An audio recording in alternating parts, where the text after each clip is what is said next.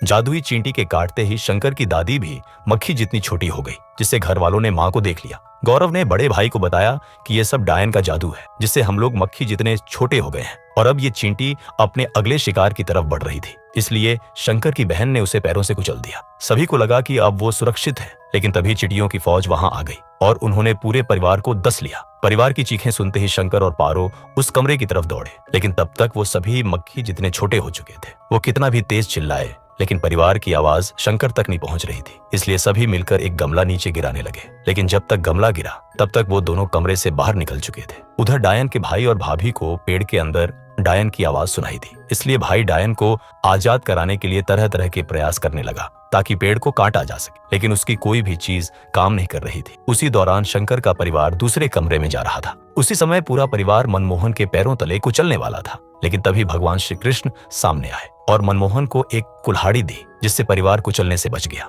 लेकिन जब उसने पेड़ काटने की कोशिश की तो शंकर ने उसे रोक लिया, और जब उसने शंकर पर हमला की तो कुल्हाड़ी फूलों में बदल गई, और जब शंकर ने उन फूलों को छुआ तो वो एक गदा में बदल गए, जिससे शंकर ने मनमोहन को कपड़ों की तरह धो डाला। उधर पारो भगवान श्री कृष्ण के सामने अपने परिवार की रक्षा के लिए प्रार्थना कर रही थी। तभी बालक ने बताया, तुम्हारा दीपक बुझ गया। लेकिन जब उसने दीपक की तरफ देखा तो उसके होश उड़ गए, क्योंकि उसका पूरा परिवार पूजा घर में पहुंच चुका था। पारो ने सभी को सावधानी से उठाया और शंकर को आवाज देते हुए उसकी तरफ जाने लगी, और शंकर भी उसकी तरफ आने लगा। लेकिन तभी पारो को भी उसी जादुई चींटी ने काट लिया, जिससे पारो भी मक्खी जितनी छोटी हो गई, और अब शंकर किसी को भी देख नहीं सका।